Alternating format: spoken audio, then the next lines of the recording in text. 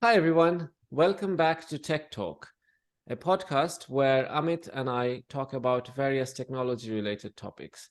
Today, we're going to talk about a topic that has taken the internet by storm, and everyone's talking about it. It's ChatGPT, the newest AI module released by OpenAI. And the way it's performing is quite incredible, to be honest. And I was quite impressed hearing about it and seeing many demos on it. And I thought it would be a really good idea for our audience to find out our perspective and what we think about it, and also all the kind of the knowledges that we've gathered on this topic. So yeah, really excited to talk about it, as we are always passionate about artificial intelligence, and this is actually, in a way, the pinnacle of uh, AI so far, what we have. And yeah, really interested to sort of explore further with you guys. So, Amit, yeah, tell us your thought on it. I think I played with ChatGPT a lot in the last couple of weeks. I've actually used it for one of the sections in my newsletter. So I actually asked ChatGPT to comment about a topic that I wrote in my latest newsletter, and it was incredible. I asked it about digital divide, and then it gave me a lot of options, and I asked subsequent questions, and it gave me those responses. So I think ChatGPT is really good. Of course, it has its own limitations and everything, but I think it is a very powerful tool, and OpenAI has just kept it public for now, so it's free for everyone. So anyone can just register and log in at OpenAI and then start using ChatGPT, and it's growing massively. I think they registered 1 million users in 5 days, so that's a record time. Absolutely, that's faster than Google, Facebook, and anything else that any other tech subscription or account service that is there. So that is actually really impressive to begin with. And yeah, as you said, it is actually quite magical. I think the responses that it's coming up with is actually, you think that how is it actually coming up with such eloquent and coherent response. And yeah, that's something we're going to explore today. But one of the things that I did want to start with is that we've been following the GPT series from OpenAI from some time now, and it's important to remember that ChatGPT is not the only and the first, miraculous release that OpenAI has done. OpenAI has been, in operation or in research for a while now, and they have been releasing various AI modules every few years.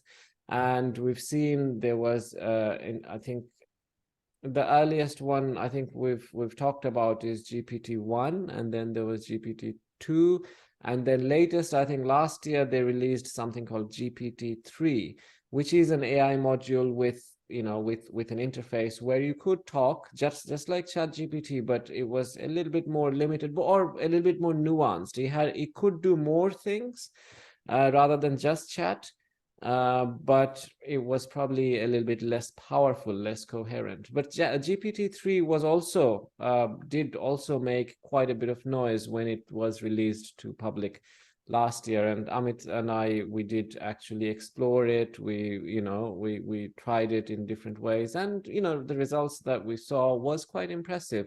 Although there was, you know, I, I think there was limitation in terms of, like, we could identify, kind of how it worked or what kind of answers that, we had to like think about, formatting our prompts in a way that it would understand. But what I've seen various demos with ChatGPT is that if you can just talk to it as if you're a human. Uh, well, you are a human, but you can just talk to it as if it is a human. So yeah, that's what I think a big difference is. And yeah, Amit, could you enlighten us in terms of what GPT stands for, and your thought on the previous releases before ChatGPT?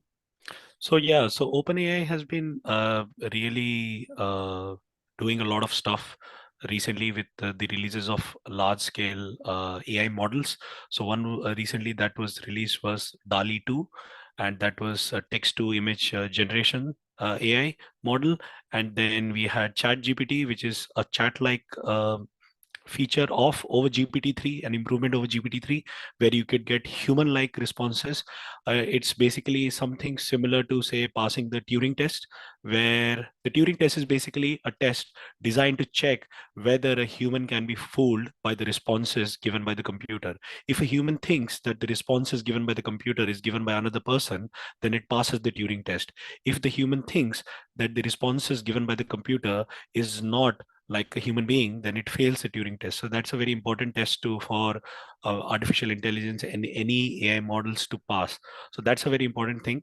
And with the release of GPT-3, what was happening is we could give it an instruction and it would generate us give us text, volumes of text, or maybe articles, paragraphs, news headlines, summaries, etc. So you just have to design your prompt and be very clear about what you expect. And then based on that, it can give you a right response. So GPT basically stands for Generative Pre-trained Transformer. Now, I'll not go into the detail because that's not the aim of this talk.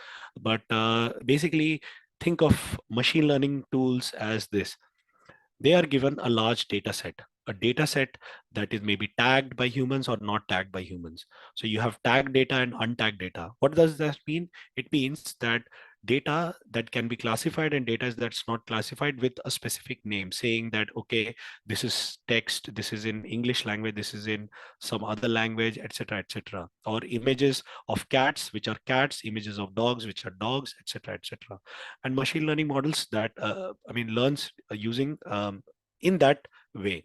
So basically what happens is you give it a large set of data and you label the data, and the model learns through that data. Now you give it a new input and you ask the machine learning model what that input is. Is it a cat or a dog or anything? And if the machine gets it right, you reward it. If the machine gets it wrong, you give a penalty. And based on this reward and penalty system, the machine learning algorithm or the model, it starts learning. Okay, I need to get more things correct. So I need to see what are the different patterns. How can I identify things correctly in the first attempt? And that is what a machine learning model is. So AI is the bigger thing. Machine learning is a way to get to AI, artificial intelligence. But we are talking about intelligence in a way that computers can do at a very large scale, but on a very small uh, what do you say, small subset of data. Human beings are capable of handling intelligence at a far more complex level. We can identify millions and billions of things, different colors, different shades, 3D objects, etc., etc. So we are capable of identify using our senses as well, input from eyes, ears, nose, the smell, taste, etc. So we have a very advanced level of intelligence. What the AI that we are trying to develop is trying to see if we can get some kind of intelligence from machines to predict certain things uh, at a very small scope. The scope is very limited, but the scale is very large. So if you are given human beings to sort out millions of images, it would take a lot of time, or it would require a lot of humans. But if you train the machine learning algorithm on on a data set, then the machine learning algorithm can actually identify the different types of images, maybe millions of images, very, very quickly. And then the humans have to just go through the results. So that's the power of the uh, the machine learning part. So we have GPT-3, which was initially released. Just type a text and tell how many words you want to generate, and based on that, it'll give you an output. Then we had DALI, which is text to image generation. Then we have now ChatGPT. ChatGPT is basically human-like conversation with an AI. So you're actually talking to a computer, but just like a human being. And then recently, like I think a couple of days back, OpenAI announced another new model, and that is basically to generate 3D images, like a sphere or like a cone from a given text. So again, I think it's not open source yet, but the code is available on GitHub. But that's the latest model that they have released, which is again very, very fascinating. Yes, yes, absolutely. And I think one of the things that sets apart ChatGPT with the previous versions or previous AI modules is that you can have a continuous conversation with it. I think what we've noticed when we were exploring GPT-3 is you tell it something and it responds to something. But then if you say something based on the response, then it doesn't understand that it needs to go back and remember the conversation we had from the beginning. And it's the same with Alexa, Google Home, and that kind of systems as well. I mean, you're very kind of inclined to tell the smart home systems something and then have a follow-up command, but it doesn't actually understand it.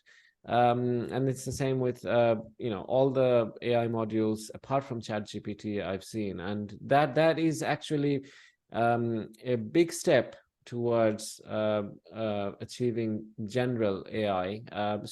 Amit, you've obviously mentioned various types of AI. I just want to add to it to say that, yeah, us human, what we have or what we potentially are working towards machines to have is general artificial intelligence, which is what we say that we have. So right now, what we have is specific artificial intelligence, and that started long time ago, even 30 years ago, when we had the grandmasters in chess, played by computers, and they were very specifically skilled at playing chess. But a 10-year-old playing chess with the machine and accidentally having one of the pawn fell off from the chessboard, a 10-year-old human would understand that the next step should be to pick up it from the floor and put it back. But the machine, no matter how skilled it is in chess, they wouldn't understand that that's the actual next step for to go forward. So that's where the difference is. Contextualizing. Humans can read, if you want to call it reading the room or read the situation, understand the context of where we are in a larger space, and then realize what the ideal next step should be. But right now, all the AI we have is specific AI based on a particular set of skills. Before it was very limited, like being good at chess, and then it was becoming more and more generic, if you want to call it that, as that it understands more general life situation. GPT-3 could understand more. It could write an essay based on something, based on a topic. And now ChatGPT again is even more generic, because it can understand the general circumstances. But to become human-like intelligent is to have general AI, and that's what we call it, as general intelligence. And that's where I guess people who are working towards to achieve that sort of intelligence. So and this is ChatGPT is actually quite a big step towards it, as it seems like, the way it's responding and continuously having a conversation rather than just a prompt and a response and then a new prompt altogether. It's not doing that. It's remembering the conversation it already had, and I think that's quite powerful feature of ChatGPT. Yeah, I think you're right, because it remembers the context of the next question. So, like for the example of the newsletter, I asked ChatGPT about what is digital divide, and then I asked what are the factors causing digital divide, and then what can we do to improve digital divide or to reduce the gaps. And it gave me responses based on the previous question, and it remembered everything. And one of the times I asked it, I mean, I saw a tweet about it where a person created a virtual machine and asked ChatGPT to give the responses from the command prompt or the terminal. So basically, you tell ChatGPT that you are a Linux machine and you are running in this and this mode, and I will give you commands and you will interpret that and you will give me responses. So ChatGPT understood that, and then I gave it a Linux command and it gave me responses based on that. And then in the next line, I said, okay, now this is the new command. It understood that, okay, it's still a virtual machine, it's still inside the Linux box, and it gave me responses accordingly. So I gave commands like list the directory, or read the file, or change the directory, etc. And it gave me responses based on that. And I was like, wow, this is so powerful. That's the And thing. It remembered the context, the environment. That's yeah. that is very powerful. And I think when you talk about general intelligence, so we have, what we are talking about with ChatGPT is very specific things. So it is very specific to text. It's ChatGPT is all about chat, so it's limited to text. It can't play with images, but it can play a lot with text. And we'll discuss the limitations, but that's what it is. So it's very specific. But when it comes to human beings, we can play with text, we can play with sound, we can play with images, we can play with videos. So we can play with a lot of things. And that's where the human intelligence is far more complex, because we are playing with different aspects of things simultaneously. So when it comes to general intelligence, say for example, I want to book a ticket to say Japan, and I want to book it for my family, and I want to book it in the month of March. So if I tell someone to do this task, they would understand what I need and they would go ahead and book it. If I tell an AI to do this, I have to explain many, many things. Okay, how do you want to go by flight? When do you want to go? I have to specify dates. How many travelers are there? Adults, kids, etc. Then which city in Japan do you want to go? So it has to be very, very specific, and it has to be broken down. So general intelligence is I just give it a random statement, and based on that, it gives me a lot of options. So It can companies are make, working towards that. yeah, it can make like coherent assumptions, like a human, Yes. like as humans, we always, whenever we're having conversation, we are assuming a number of things that we don't have to specify to each other. And those assumptions are usually always right, because, we are Yeah. living in a Through society, and experience. yeah, Yes. yeah.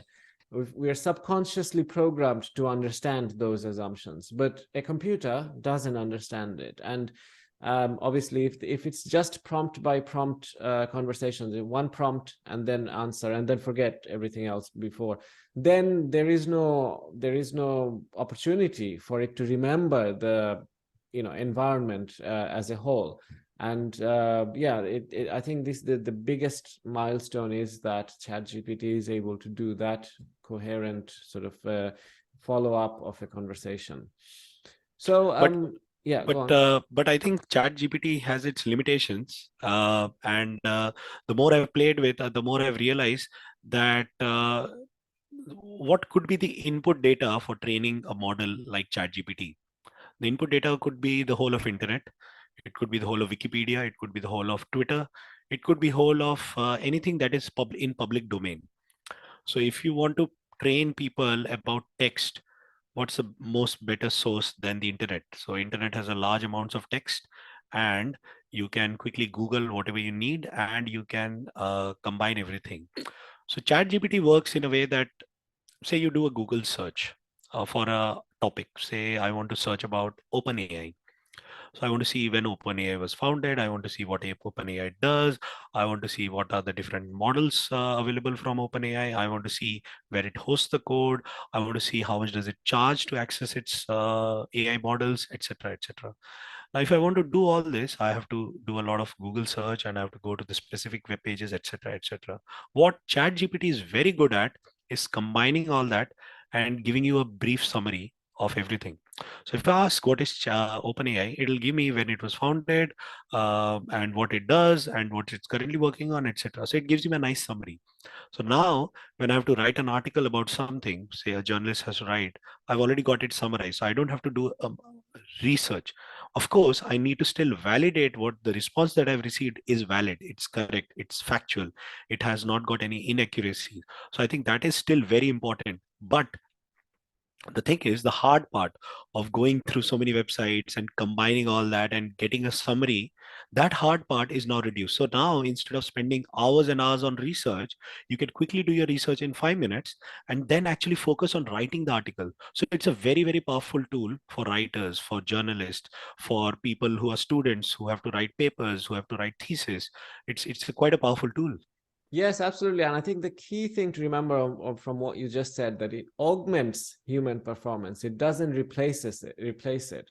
So I think there has been a lot of noise regarding as soon as it came out that the whole of our education system is now broken down because no student needs to do assignments or any kind of writing exercise. But that's actually not the case at all. I mean, if you know the million of you who have already tried it, if you have consistently tried for quite some time with different areas and different types of prompts, you'll quickly see that it is still identifiable. And one of the, I also want to touch on the risk and limitation both of ChatGPT, and one of them is that it very quickly becomes noticeable, all the responses that there are limitation in terms of there is you can't be you can't sort of guarantee with absolute certainty that the facts that it comes up with are right,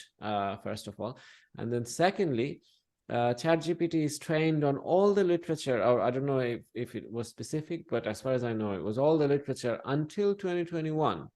So anything that has been Yes. added to the internet or to the world or to anything, you know, uh, any fact, information, or a new innovation, discovery. Say, for example, if we, had a new physics-based discovery, which kind of disproves everything in Or the who past. won the World Cup? It won't know. Yes, yeah, yeah, that's a good point. So these kind of things, there is a big limitation on that. And then there is risk of plagiarism as well. And it is identifiable. There is already a tool by Google which identifies where you can say that what was this text generated by AI, not necessarily just ChatGPT, but all AI, and it actually is quite accurate, quite reliably accurate, based on all the different, demos I've seen in terms of generated text from ChatGPT put into this tool. So it's not like, the whole education system, broken down. Also, it is probably a time to sort of rethink our education system anyway, because it will probably eventually, and just writing essays doesn't necessarily help critical thinking. We probably want to find better ways to do that, but that's a completely different topic. But I want to touch upon, for people who doesn't know what ChatGPT is or haven't seen any demo, for them, what ChatGPT is doing. Just a little bit going back to the basic and introduction. So you basically write, ask it with, as if you were chatting to someone, ask it to say something, give a text, and it replies to you as a human, but a really, really good, and energetic human who writes an essay based on one question you might have, if you want an essay. So that's the power of it. And so as a result, some of the use cases that I've seen, for example, you want to write a cover letter for your for a job application. It will, if you give it, just paste the job description, it will create a CV for you and a cover letter for you.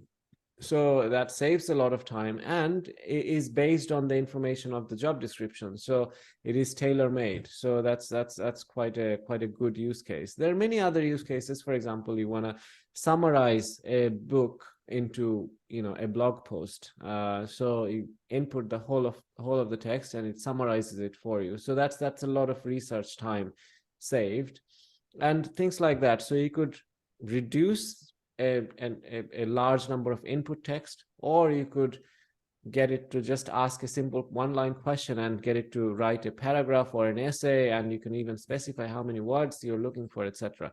I've seen demos of people writing their LinkedIn profiles or even dating profiles. If you know how to ask the right questions, you can anything to do with text-based communication.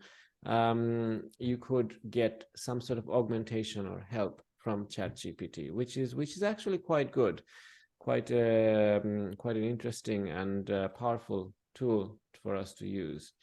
I think augment is the right word, because a lot of people, they get really afraid that okay, it's going to replace a lot of jobs. I think of it as a tool. I mean, instead of a horse riding vehicle, you now have a car, and that was running on petrol and diesel, and now you have an electric car, and then you have flights. So you have basically a means to go from one place to another, but one takes you very slowly, one takes you very fast, but it uses fossil fuels, so it generates a lot of pollution. One takes you very fast and efficiently because it's run on electricity, and the other one is just flying through the air because you want to cover large distances.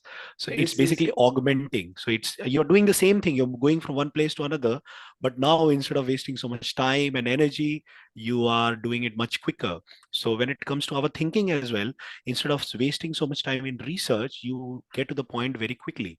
Of course, it means that you now have to think less in terms of what and how, but you have to think in other directions, like okay, I've got this information, what do I do with it now? Yes, the I think decision making part needs to yes, be exactly. would be more skilled in making the right decision with the information that we get. And actually, Amit, this is actually really good analogy, and I just want to add to it. We want to get to point A to B, and these are different ways to get there. But when we were doing horse riding, then we needed to know how to control the horse. And when we moved to cars, we needed to know how to drive a car. And even on electric vehicles, we had to be aware of, whether it's charged. And there are new features within electric vehicles we had to learn as well. And the plane is a whole different ball game. Maybe we don't have to learn how to fly it, although someone has to.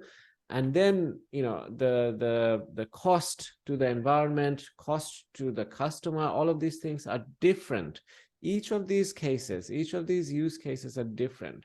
So all that means is that it's not replacing anything. It's just that humans also have to learn new skills to get benefit from this new tool. So that's the only thing. I mean, and I would very much, I think that's the whole point of our podcast, and that we encourage learning all the new technologies and be aware of all the things that are coming up. So absolutely, I would urge that, yeah, learn about AI, learn about ChatGPT, learn about how to prompt to these AI modules, so you have better relationship with it, so it can help you uh, augment your journey to take you to point B. Yeah, and I think one of the things that while you was talking about this augmentation part, I realized that see, human brains have limited capacity. I mean, we can learn only a certain number of things, and over a period of time, we have developed this whole civilization where we don't have to learn everything that people in the previous generation learned. So, like for example, a lot of people from say the 50s and 60s, they're not comfortable with smartphones. They're not comfortable with computers because they've never grown up with it. So it came at a very later stage. Imagine the Queen of England, who recently passed away this year. Imagine she became the Queen somewhere in the 1940s, and then somewhere in 2007, the iPhone came out, which just changed the world. And then there were so many apps and everything, and then this changed the world, and then OpenAI has come.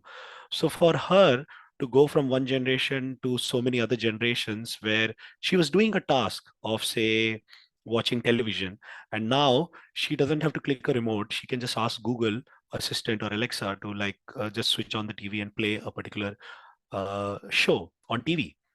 So that's the power. So instead of pressing a button on the remote, you are doing it automatically. So you are improving your life. So technology is actually improving your life rather than making it more boring. So AI is there to improve your life. So all the mundane stuff, all the boring stuff, you give it to AI because it can handle repetitive stuff very easily.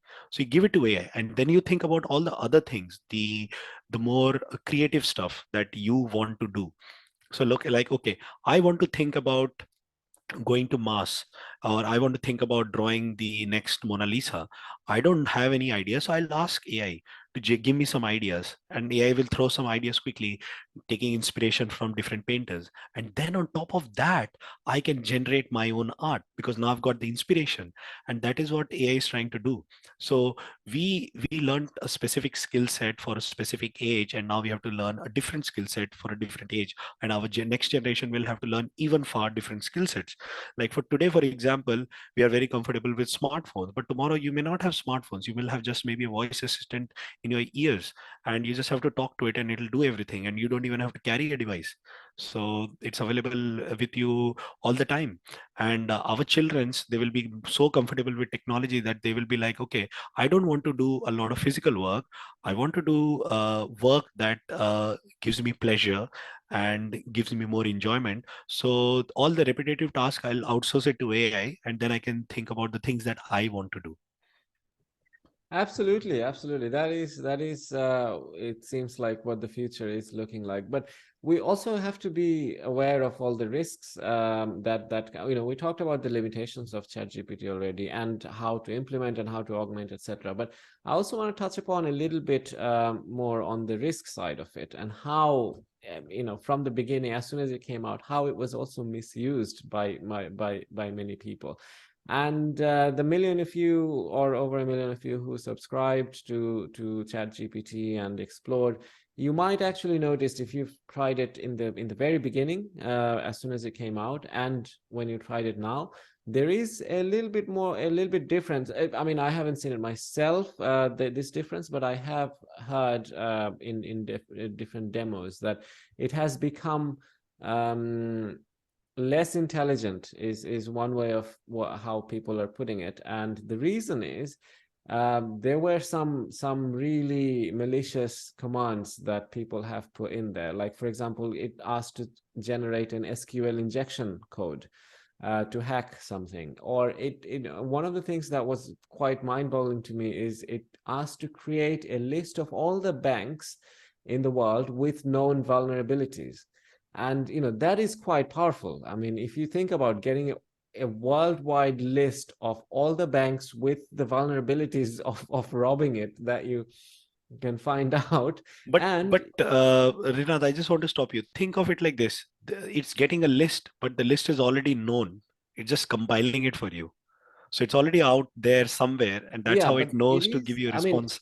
okay, so this is an interesting debate, because, say for example, if you want to lock something valuable, you use a padlock. There are many different ways you can lock it away. There are known ways to pick a lock or break a lock, but you still do it, because the harder it is for the malicious person, the lesser probability is. Even the most strongest lock or the strongest security, there is some way or another to break it. But the more difficult you make it, the less reason or less worth it becomes for the person who's trying to do it. And now, rather than having to find this delicate piece of information from the internet somewhere, you can just ask someone and it generates a list with, and then you can ask, what are these vulnerabilities and what is your best recommendation of doing this. And then obviously it just becomes so much easier for a malicious person. And this is just one example. There are many other ways people have already. And because of that, OpenAI have continuously put in more and more restrictions since the beginning of its release.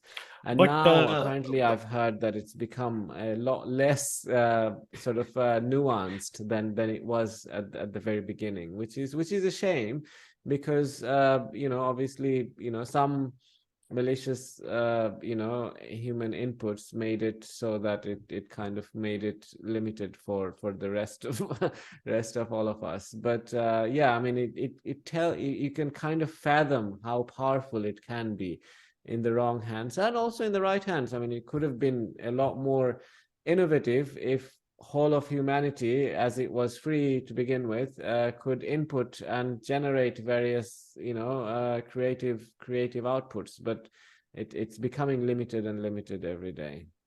But Rinat, so let's go back a bit and then let's think about the what has happened with ChatGPT over the last couple of weeks because of people's questions that have resulted in some malicious stuff.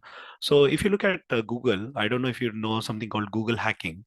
So basically, Google hacking is a way to identify vulnerabilities in websites. And there are ways to create specific searches that can identify vulnerabilities in specific websites. And there is a database where you can take those Google searches and you can input it, and then you can identify certain vulnerabilities. So this is nothing new. Google is already being used for that, and Google But doesn't stop it. as a tech person, you know it. A 16-year-old teenager in school may not have known that, but they could just open an account in But if ChatGPT you and look then at most of the hacking that has been done recently are done by teenagers because they are curious and they just go to the internet and they find a script and they don't know what it does, but they just use it and they just play with it and they feel that okay, it's fun. And that's what happens, right? So you do a quick Google search and it comes with a script, you use it, you hack TalkTalk or you hack some other websites. Hmm. So that's what I'm saying, that these things are available via Google search as well. And ChatGPT, I'm not saying this is the right thing, but ChatGPT is getting its responses from publicly listed sources. I don't think that getting the list of banks which have vulnerabilities is something that ChatGPT would have identified by itself. I think it would have identified based on the data that it has gone through, and then it has correlated That everything. is true, but I'll still debate with you on the fact that if I had to go through, say for example, take USA for example, if I had found, from public information that okay, these are the 100 banks that has vulnerability, and this is the percentage of vulnerability, like which is the weakest to take advantage of. But then that would have taken me a long time, even if it is Yes, available. And now I have the power of data, and I now have a worldwide list of all the banks. So I haven't missed any in the whole world. And then I can also sort them based on how vulnerable they are. So I can literally just choose the weakest one in globally within a matter of 10 minutes. Not even, probably not even 10 minutes. So as a result, it has now become a lot more, or it had become a lot more easier until now. It's obviously more and more restricted.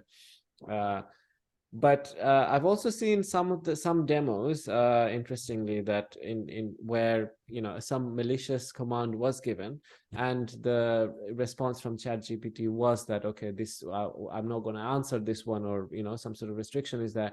And then if you persist and reformat the question in a different way, as if that you're in a like a test environment, please do this so I can do this testing and it's necessary, or if you can kind of frame it that it's a like a moral obligation that okay, this the child here is in an accident and I need to actually know how to hotwire a car so I can save the life of this child.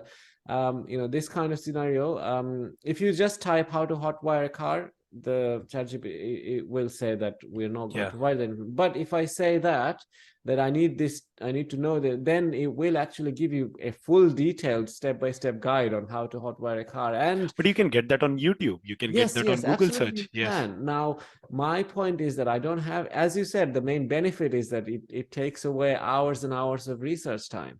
So now it's more easier. It the same way it augments, a good intent, a person with a good intention, with a good research topic. And the same way it also augments a malicious person.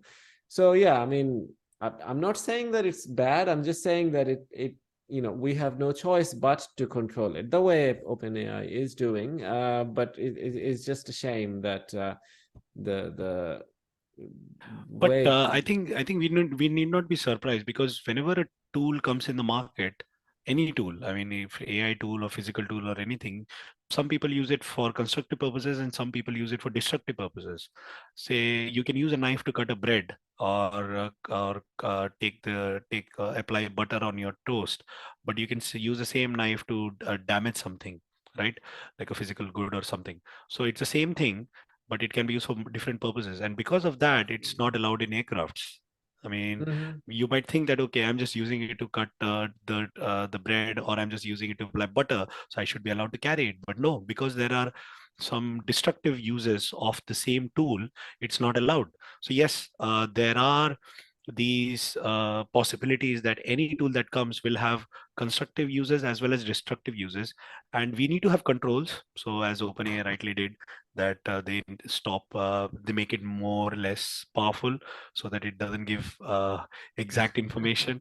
And I think one of the things with that is good with chat gpt is that it doesn't allow to use bad words or anything else. Like if I ask it to give some swear words, it'll not give me an output.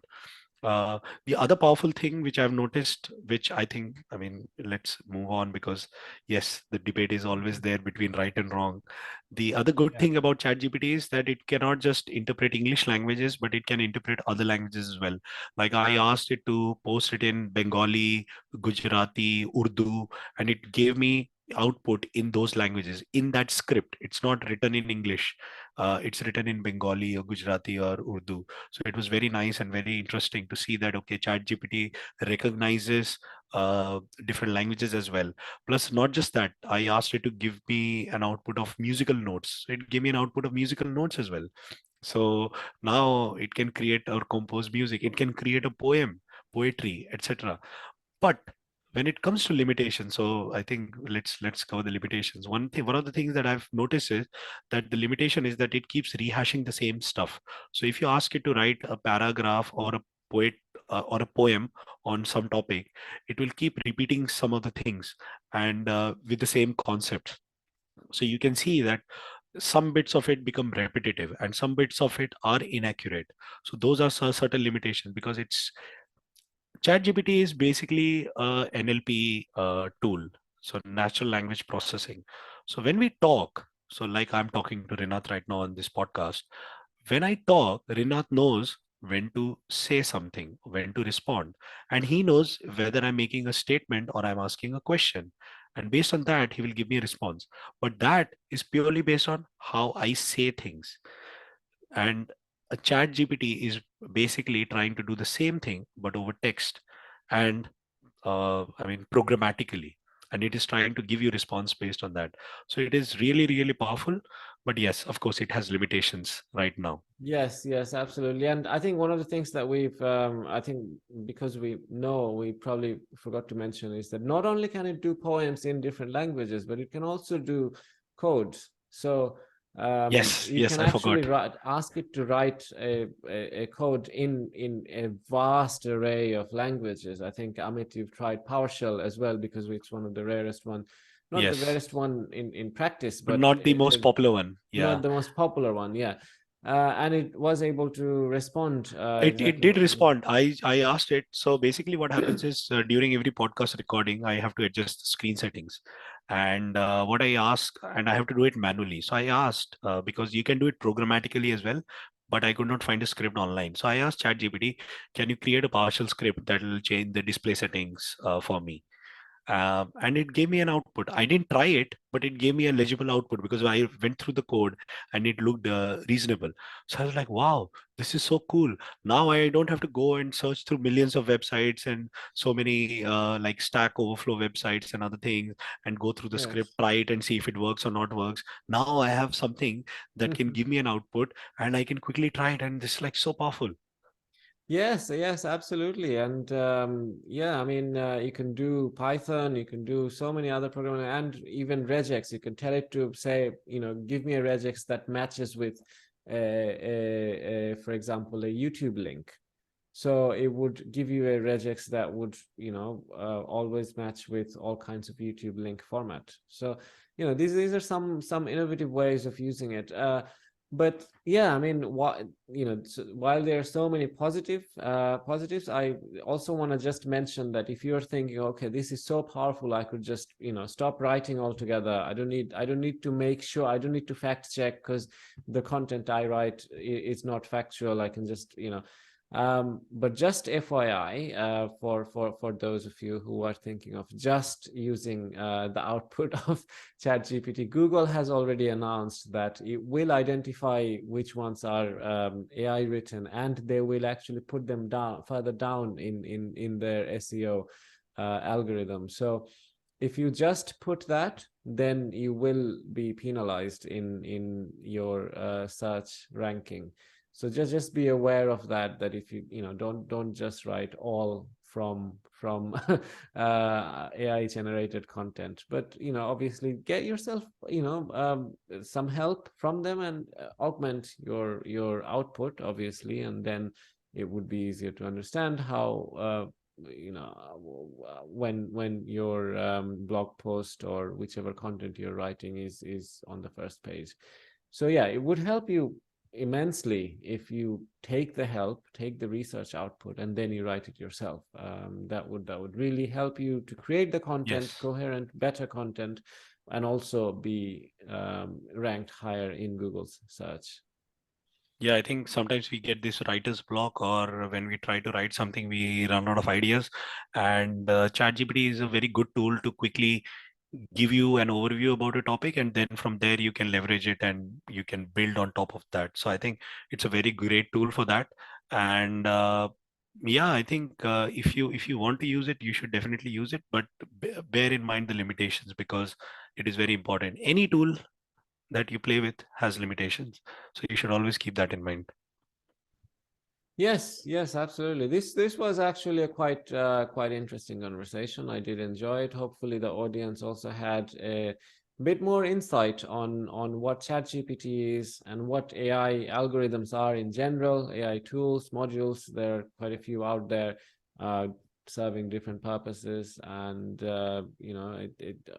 hopefully what we were able to convince you today is it's not something to be afraid of, but to be to adopt in your workflow potentially, so you can have better output of whatever you're doing, rather than thinking that it's a or situation, like a black and white situation, that this is replaced by this. It can be combined to make even the best output, or far better output than any one of them can do. So yeah, I this think, this Rinat, I think one point I just remembered that we forgot to mention is the pricing. So currently, ChatGPT is available in public beta, so it's still in development and it's still being refined. And as Rinat mentioned, the team that's behind ChatGPT is monitoring how is it being used, and then tweaking it behind the scenes. But bear in mind that these tools are not free to use. So there is a lot of effort that has gone to develop these tools. And what OpenAI's model is that you use these tools by calling an API or by logging in directly. But every time you use it, you pay some money. It's very less, like say 1 cent or maybe 0.01 cent.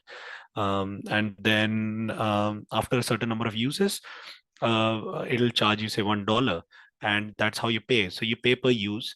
But the cost is very less. It's like cloud computing. So you pay for only what you use, and you pay a very small amount. But of course, over a period of time, it'll the cost can go up.